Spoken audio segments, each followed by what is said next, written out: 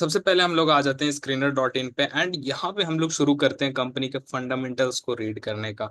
Okay. सो सबसे पहले आप लोग यहाँ पे कंपनी के नाम देख रहे होगे एंड कंपनी का यहाँ पे मार्केट कैप आप लोग को ध्यान देना है। एंड जब यहाँ पे मैं आपको दोनों चीजों की बात कर रहा हूँ तो आप यहाँ पे देख सकते हैं कंपनी का जो मार्केट कैप है ये 2014 करोड़ का मार्केट कैप है। देन आफ्टर अगर मैं कंपनी का करंट प्राइस का बात बताऊं तो 1842 रुपया भी कंपनी का करंट प्राइस चल रहा है। पी रेशियो की बात करूं तो 59 के अप्रॉक्स पी रेशियो इसका चल रहा है, यानी प्राइस टू अर्निंग रेशियो। अगर मैं आरओसी कहूं, रिटर्न ऑन कैपिटल एम्प्लॉयड, ये अप्रॉक्स 26.9% अभी करंट क्वार्टर का चल रहा है। कंपनी के ऊपर 72 करोड़ का डेट है। अनसिक्योर्ड लोन 7 करोड़ का है एंड पब्लिक होल्डिंग जो है वो 31% का है। कंपनी के अंदर अप्रॉक्स 62% जो है वो प्रोमोटर होल्डिंग है। अगर मैं डीआईआई होल्डिंग की बात करूं तो 0.72% डीआईआई होल्डिंग है। एंड कंपनी का अभी जो बुक वैल्यू है 187 के अप्रॉक्स। ओके। सो आरओई कंपनी का 22% के पास में है। तो अगर मैं आरओसी और आरओई की बात करूं तो कंपनी एक बहुत ही अच्छे नंबर्स पे यहाँ पे बैठी हुई है। ओके।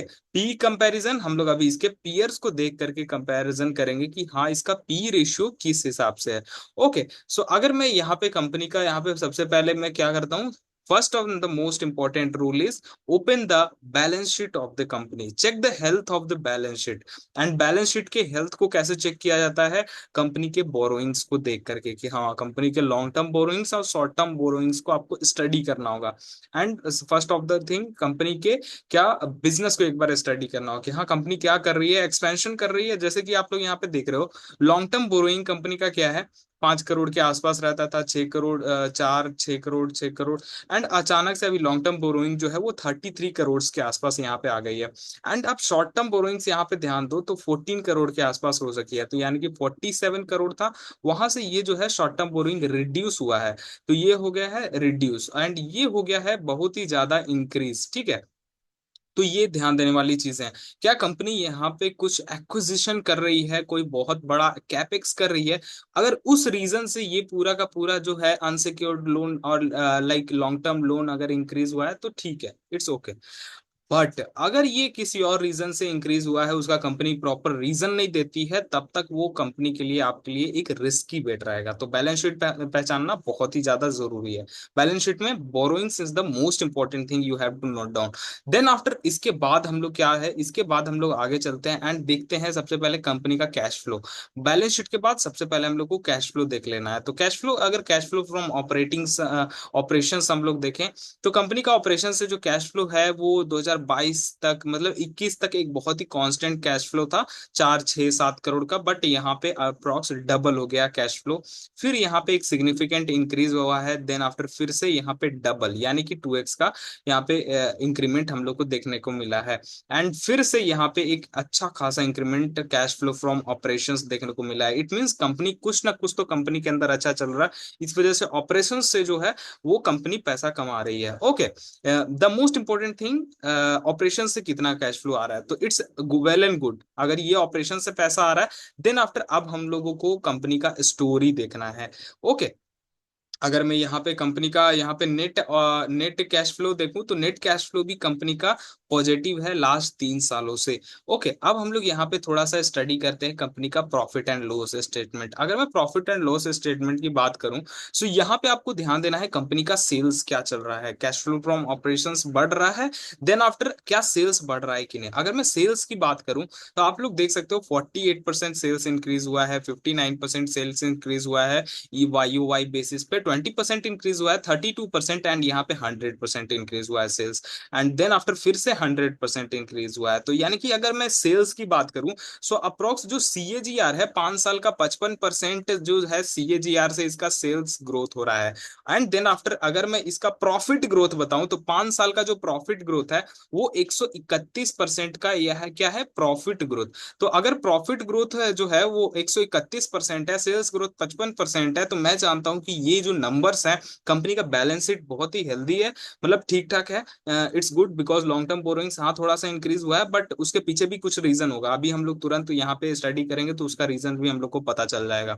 ठीक है। अगर मैं यहाँ पे ऑपरेटिंग मार्जिन की बात करूं तो ऑपरेटिंग मार्जिन कंपनी का अप्रोक्स जो अगर यहाँ पे आप देखें तो 14%, 10%, 7, 13, 16, 17, 13, यानी कि अगर मैं यहाँ पे एक चीज कॉमन देख रहा हूँ कंपनी के अंदर, तो अगर मैं 2021 को हटा दूं तो कंपनी का डबल डिजिट यानी कि mid to high double digit जो है वो यहाँ पे इसका जो है ऑपरेटिंग मार्जिन हम लोगों को देखने को मिला है। तो कहीं ना कहीं ये भी एक संकेत है स्टेबिलिटी का, कंपनी में जो ऑपरेटिंग मार्जिन है वो भी स्टेबिलिटी शो कर रहा है। क्या शो कर रहा है? स्टेबिलिटी। तो हम लोगों को स्टॉक मार्केट में जो स्टॉक का प्राइस है वो क्या रिवॉर्ड करता है? स्टेबिलिटी को रिवॉर्ड करता है। सो ये चीज एक हम लोग को अच्छा नंबर यहाँ पे देखने को मिल रहा है। अब हम लोग यहाँ पे कंपनी का ईपीएस देखते हैं। ओके, अगर ईपीएस की मैं बात करूं तो ईपीएस यानी कि earning per share, earning per share आप देख सकते हो दो दो यहाँ पे, देन आफ्टर 4, 5, 8, 21, 28, 31, तो यहाँ से अर्निंग पर शेयर जो है वो एक अपसाइड ट्रेंड में आप लोग को यहाँ पे देखने को मिल रहा होगा, यानी कि 2021 से एक जो है अर्निंग पर शेयर एक अपसाइड ट्रेंड में आप लोग को देखने को मिल रहा होगा। एंड सेम अगर इस तरीके का कोई ट्रेंड जो है वो मतलब ईपीएस में दिख रहा है, सेल्स में दिख रहा है, ऑपरेटिंग मार्जिन में स्टेबिलिटी है, ठीक है, तो ये सब क्या करता है? ये सब कंपनी के जो स्टॉक प्राइस है और इन्वेस्टर्स हैं, इन्वेस्टर्स को एक अगेन एक कॉन्फिडेंस देता है कंपनी के लॉन्ग टर्म व्यू को लेकर के। अब हम लोग थोड़ा सा अब आप लोग को बताता हूँ कंपनी करती क्या है। ओके, सो देखो ये जो कंपनी है ये कंपनी है, इसका नाम है अद्वैत एनर्जी ट्रांसमिशन लिमिटेड। ओके, सो अब इस कंपनी का जो मेन काम है, बहुत ही ध्यान से सुनना, बिकॉज बिजनेस को समझना बहुत ज्यादा जरूरी है, धंधे को समझना बहुत जरूरी है, ये कोई मजाक का खेल नहीं है धंधे को समझना। अब देखो यहाँ पे जो धंधा है ये अद्वैत एनर्जी ट्रांसमिशन लिमिटेड ये जो काम करती है ना, ये करती है ऑप्टिकल केबल्स, जो भी आपका ऑप्टिकल केबल्स है या फिर यहाँ पे आपका जितना भी लाइन केबल्स हैं और पावर ट्रांसमिशंस की जो जितना भी लाइन बिछती है यहाँ पे मतलब इलेक्ट्रिसिटी पहुंचाने के लिए, तो वो सारे में जो केबल्स लगते हैं ऑप्टिकल फाइबर केबल्स लगते हैं, सो ये सब का इंस्टॉलेशन एंड मैन्युफैक्चरिंग जो है ये कंपनी कर रही है। And one most important thing, company का ग्रीन हाइड्रोजन में भी एक इसका सब्सिडियरी है जिसके अंदर इस कंपनी का 100% क्या है, 100% इसका स्टेक है। तो ग्रीन एनर्जी और सोलर पावर, तो देखो आने वाले समय में सबसे इंपॉर्टेंट अगर मैं प्ले बताऊं तो अगले 5 इयर्स के अंदर, 5 इयर्स के अंदर अगला सबसे बड़ा थीम है बीईएसएस, यानी कि battery energy system storage system.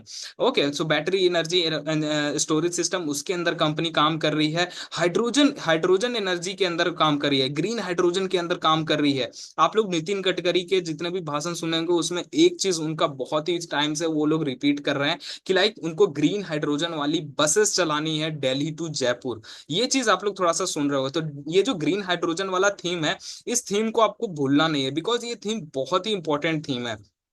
तो उसमें कंपनी काम कर रही है, इस वजह से हम लोग को इसके अंदर ज्यादा अच्छा जो है इसके बिजनेस को हम लोग को स्टडी करने को मिल रहा है। अब इसका हम लोग अगर आगे देखें, सो और इसका बिजनेस में अगर डिटेल में बताऊं तो इसका जो बिजनेस वर्टिकल है, क्या क्या बिजनेस कर रही है, तो वो है power transmission system. Power transmission system में क्या क्या है, आपका ऑप्टिकल ग्राउंड वायरिंग, यानी कि ऑप्टिकल फाइबर जो ग्राउंड में बेचती हैं वो, then after aluminium clad steel wiring, then after optical fiber cables, emergency restoration system, string tools and RDSS यानी कि revamped distribution system, तो ये सभी में काम कर रही है। ओके, सो तो इन सभी चीजों में काम कर रही है। देन रीन्यूएबल एनर्जी में भी कंपनी काम कर रही है, रीन्यूएबल एनर्जी में यानी कि ईपीसी, आपका battery energy storage system, battery energy storage system और ग्रीन हाइड्रोजन के अंदर कंपनी काम कर रही है। तो यानी कि कंपनी का अगर हम लोग वर्टिकल्स देखें, सो वर्टिकल्स आने वाले समय में यानी कि फ्यूचर रेलेवेंट वर्टिकल्स है। ऐसा होता है कंपनी का लाइक कोई बिजनेस कर रही है, उसका कुछ लाइक प्लानिंग नहीं है कि वो फ्यूचर में एक्चुअली टिकेगा कि नहीं टिकेगा। जैसे कि मैं यहाँ पे आपको एक एक फॉर एन एग्जांपल एक कोई बिजनेस बताऊं, लेट्स से कि कोई कंपनी है, कोई कंपनी है, वो कंपनी क्या कर रही है, टॉयज बना रही है, लेट्स से वो कंपनी अभी टॉयज बना रही है। एंड फ्यूचर में हमें पता ही नहीं है कि उस कंपनी का ग्रोथ होने वो क्या वाला है ना। तो अगर उस कंपनी का अगर हमको ग्रोथ प्रोस्पेक्ट्स नहीं पता है तो उसके अंदर इन्वेस्टमेंट हम लोग किस बेसिस पे करेंगे, है ना।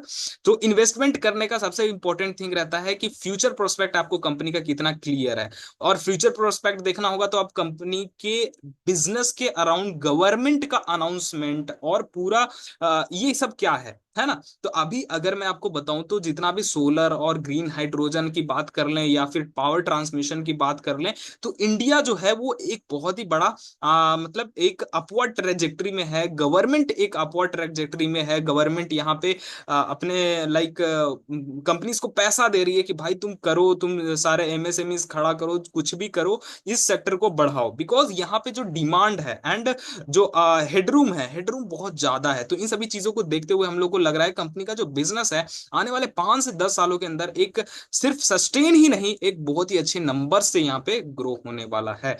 ओके, सो सेम चीज यहाँ पे हम लोग को कंपनी के नंबर्स में भी दिख रहा है एंड फंडामेंटल्स में भी दिख रहा है। अब हम लोग यहाँ पे बात करें तो कंपनी का प्रोडक्शन फैसिलिटी कहाँ कहाँ है। तो प्रोडक्शन फैसिलिटी जो optical fibre ground wire cabling है, then after energy emergency restoration system है, 100+ स्ट्रिंग टूल्स बनाने का इनके पास एक्सपर्टीज है। तो ये सब बिजनेसेस है इनके पास, ठीक है। अब कंपनी जो है वो एक्सपेंड कर रही है अपनी मैन्युफैक्चरिंग को 300 megawatt indigenous electrolyser and also putting assembly to hitech fuel cell technology. आप ये चीज समझ रहे हो?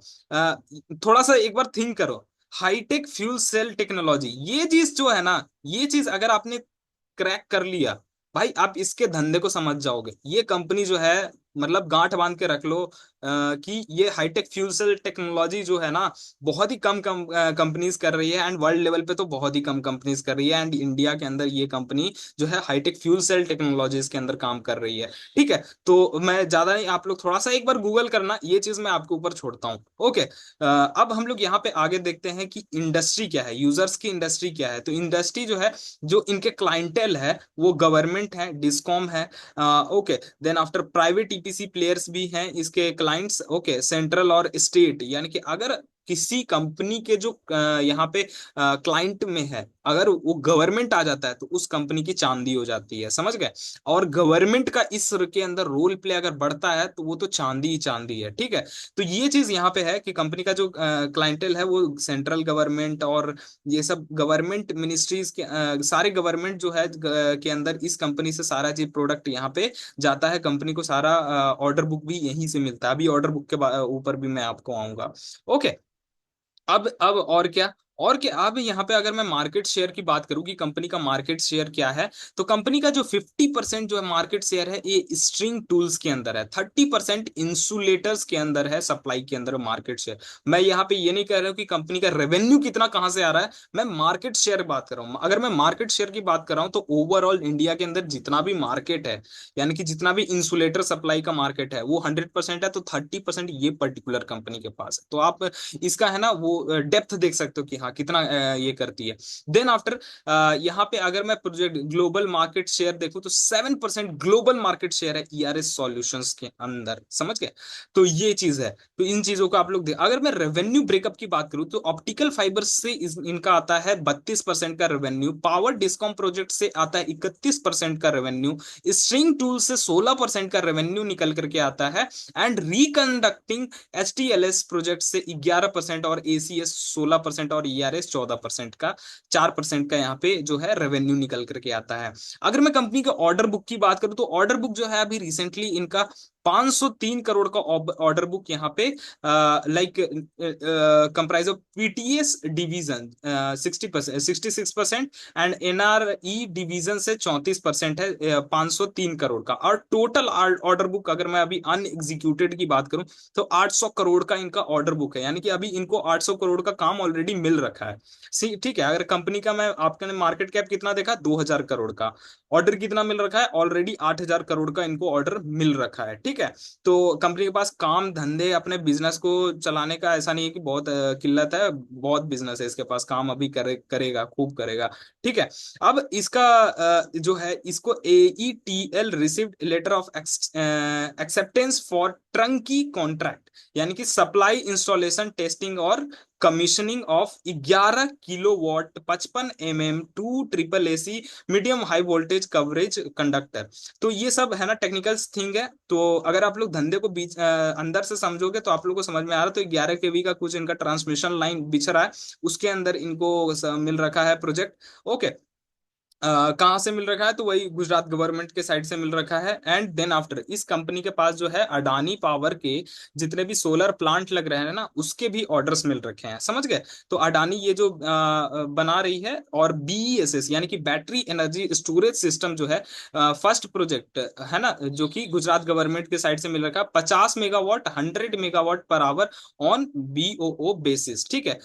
इसके इसको और मिला है 100 मेगावाट का ground mounting solar EPC project Adani green का। ओके, सो ये भी चीज एक इंपॉर्टेंट नोट करने वाली चीजें हैं। ओके। अब कंपनी जो है वो कैपेक्स कर रही है 75 करोड़ का, next to physical to setup 100 megawatt electrolyser manufacturing capacity in 2 phase. Oh okay. अब जो इनका कैपेक्स है ये कहाँ से फंड होगा? ये इक्विटी के थ्रू इनका फंड होगा, ठीक है। तो अगले कुछ दिनों में ये भी चीज यहाँ पे इंपॉर्टेंट आप लोग यहाँ पे नोट करिएगा। अब यहाँ पे आगे हम लोग बढ़ते हैं। सो कंपनी का अगर हम लोग यहाँ पे काम देखेंगे, आप लोग देख लेना, बहुत ही ज्यादा मतलब अच्छी तरीके से काम है इनका। ऑप्टिकल फाइबर में 500 किलोमीटर का ऑप्टिकल फाइबर इन्होंने बिछा रखा है, 4,500 किलोमीटर का ऑप्टिकल फाइबर ग्राउंड वर्किंग काम कर रखा है। जो अपग्रेड वाले हैं वो 500 किलोमीटर हो रखे हैं। Then after completed product optical fibre का देखें तो वो ऑलरेडी इनके पास हो रखा है 1,000 किलोमीटर का। अब in major market share in supply of Indian string tool, यानी कि पावर ट्रांसमिशन में इंडिया के अंदर मेजर सप्लायर है ये कंपनी, ठीक है। तो अब ये क्या है? Power discom EPC business expanding revenue through taking benefit of RDSS and SIS schemes. तो गवर्नमेंट के स्कीम्स का भी इसको बहुत ही फायदा मिल रहा है। First ERS, okay, manufacture under made in India rule PGCL.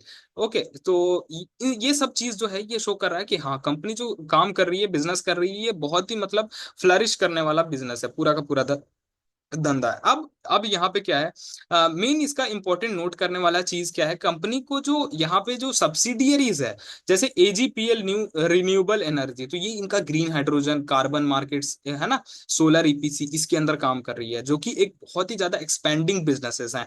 Okay. And then after TG Advait India private limited, अब इस कंपनी के पास 33% इसका मार्केट शेयर है। एंड ये क्या काम कर रही है? ओएफएस और ऑप्टिकल फाइबर्स के अंदर एडवेट ट्रांसमिशन 100% इसका बिजनेस है। एंड वो इसका एक सब्सिडियरीज है। देन आफ्टर एडवेट टेक्नोलॉजीज भी है, जो कि यहाँ पे टेक पार्टनर है नॉर्वे। ओके। जो कि मतलब फॉरेन कंट्रीज से भी ये लोग मतलब जॉइंट वेंचर्स और इस तरीके की चीजें कर रहे हैं, सो दैट टेक्नोलॉजी ट्रांसफर के लिए। देन आफ्टर हाइड्रोजन टेक्नोलॉजी में इनका एक फुल्ली एक डिफरेंट इनका सब्सिडियरी है, जिसका जो 100% जो है वो सब्सिडियरी और 100% ओनरशिप इस कंपनी के पास में है। तो ये एक बहुत ही बड़ा एक पॉजिटिव जो है व्यू लेकर के आ रहा है हम लोगों का एज एन इन्वेस्टर इस कंपनी के ऊपर। अब हम लोग इस कंपनी का क्या देखते हैं, एक बार थोड़ा इन्वेस्टर बेस देख लेते हैं कंपनी का क्या है। अगर हम लोग यहाँ पे प्रोमोटर की बात करें तो थोड़ा यहाँ पे इंक्रीज हो रहा है, यानी कि लिक्विडिटी देने का कोशिश हो रहा है इस कंपनी के। तो जो कि अच्छी चीज है, ये खराब चीज आप लोग मत समझना कि प्रोमोटर होल्डिंग कम हुआ है, ये ऐसा नहीं खराब हुआ है, इट्स एन गुड थिंग। अब यहाँ पे क्या है कंपनी का, अगर मैं यहाँ पे आपको डीआईआई बताऊं तो डीआईआई थोड़ा सा इंक्रीज हुआ है 2 क्वार्टर से, लास्ट 2 क्वार्टर से आप देखो तो डीआईआई जो है वो इंक्रीज हो रखे हैं। ओके। कंपनी का अगर यहाँ पे नंबर ऑफ शेयर होल्डर्स देखें, वो भी अभी 29,000 वन ऑफ द हाईएस्ट पे बैठा हुआ है।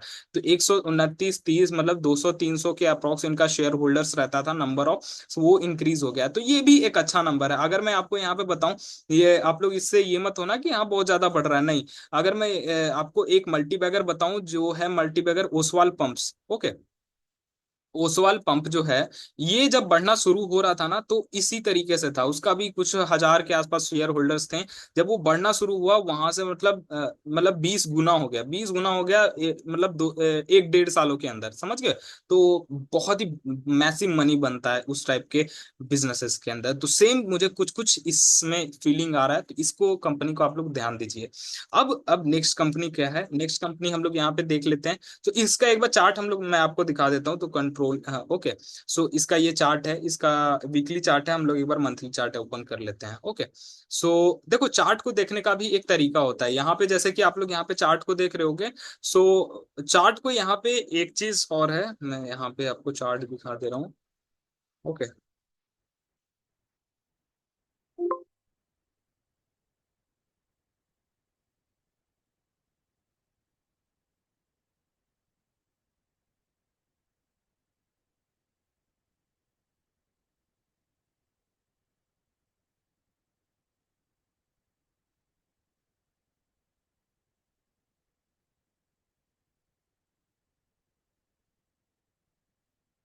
ओके।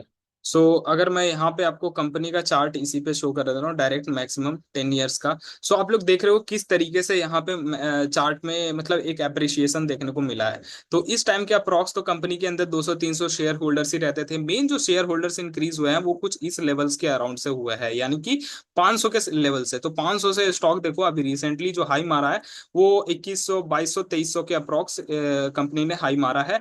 एंड वहां से एक डिक्लाइन हुआ, एंड डिक्लाइन होने के बाद आप अब वॉल्यूम देख सकते हो, one of the highest volumes इस कंपनी के अंदर निकल के आ रहे हैं। तो अगर वॉल्यूम इंक्रीज हो रहा है एंड प्लस में बिजनेसेस आप देख रहे हो किस तरीके का बिजनेस कर रहा है, तो कंपनी के अंदर जो अपसाइड ट्रेजेक्टरी है ये फुल ओपन है। ठीक है।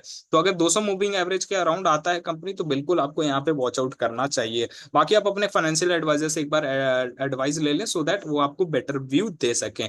अब हम लोग यहाँ पे अनदर स्टॉक देख लेते हैं, एरोफ्लेक्स। ओके। एरोफ्लेक्स